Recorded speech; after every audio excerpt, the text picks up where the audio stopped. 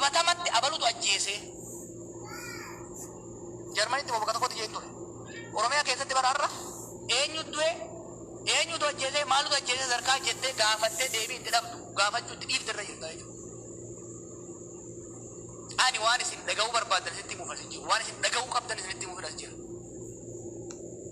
Wanni ta'aa jiru isheen warri aangoorra jirtu qabsoo dhiigan dhuftee Oromoon amma aangoorra baheera Oromootu aangoo qabaa kanaafuu dhiigan ittisuu qabna siin jedha. Nummoo gara keenyatiin qabsoo Oromootu butamee Oromootu dhumaa jira hin jedha. At the end we are entering an endless cycle of violence. Isinitti hima. Keessattuu sheerii guddaa kan qabu mootummaadha. Hoggansa biyya kan harkaa qabu mootummaadha. Lola dhaabuu qaba. Lolli kun dhaabachuu baannaan Siiriyaa taati Itoophiyaan. Worse than Syria. Ani dubbachuullee hin barbaanne ture. Kan inni amma dura dubbadhee kunan gaabba. Waan hin biyya sanitti farri seenatti fakkaata.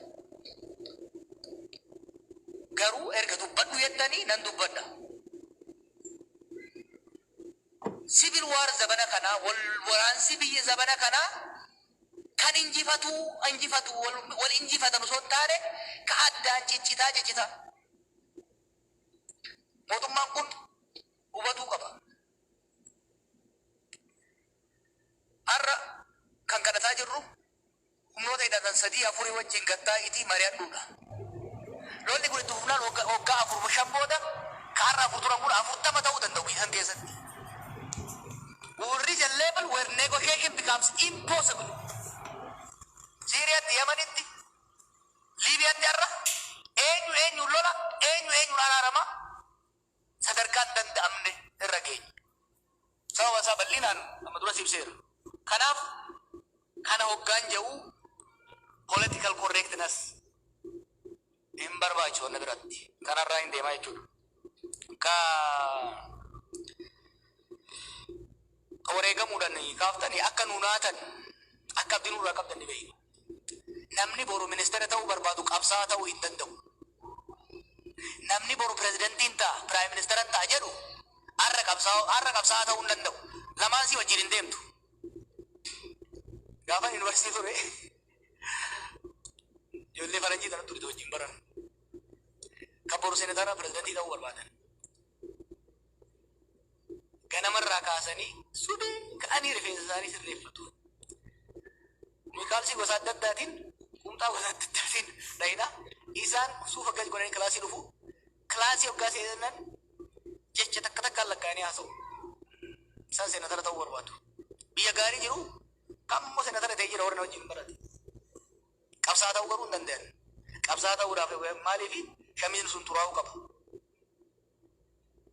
Kanaaf namni an Oromoof hin qabsaa jedhu boru ministeeran ta'a jedhee itti seenan hin geessu. Tokko kan miidhe kana ministeeran ta'a pirezidantiin ta'a sadarkaa Oromoon ministeera itti filatu sirna Oromoon ministeera isaa itti filatu nan dhaabat tokko kun immoo qabsoo gaafata.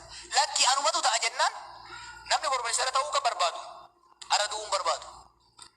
Namni boru ministeera yookiin immoo pirezidantii ta'uu barbaadu har'a maqaan isaa baduu hin barbaadu. Har'a waan uummanni jaalatu qofa itti himuu barbaada. Risk minimizing becomes the game. Riskii fudhatan malee immoo riskiin hin jirtu. Nuti kan qabsoofnu ministeera ta'uuf miti. Kan qabsoofnu pirezidantii ta'uuf miti. Kun kan qabsoofnu sirna Oromoon pirezidantii isaa ittiin filatu, sirna Oromoon ministeera isaa ittiin filatu ijaaruudhaaf. Kana immoo aarsaa akka gaafatu beekna jechuudha. Aarsaa san kafaluudhaaf itti yaadne anbar namni qabsooti na seesin jiru filadheen isin biraan ka'ee itti seene. Warra ministeera ta'uu barbaadullee kabajaa qabnaamnu.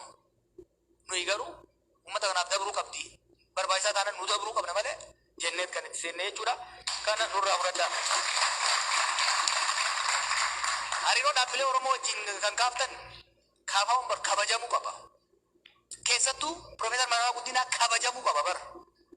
Yeroo nuyi hidhaa jirrutti dhiibbaan meeqa keessaa balaan ogaa irra jiru kan hidhaa bayan malee kan bosona jiru bosonaa ba'u malee filannoon seennuu jedhee dide. Kursii amma barbaadesiif kennaa jedhanii mallaqa amma barbaadesiif kennaa Een barbaadu jedhiti professor. Fi hoggansi nu biraa alatti hafe. Aarsaa guddaa duula guddaa irratti godhame min beektan. Har'as ejjennoon kaafaa ejjennoo sanii. Kan hidhaa jiru hidhaa ba'u malee kan bosona jiru gara hirmaannatti dhufu malee marii nagaa isaan jaaniin hirmaannu. Oromoon tokko bosonatti hafe kuun hidhatti hafe nuti kan teenyee kursii tokkorraa qorii adda qooddannu ta'uu hin dandeenyu jechuudha. Ejjennoon kun nu kabachiisuu qaba.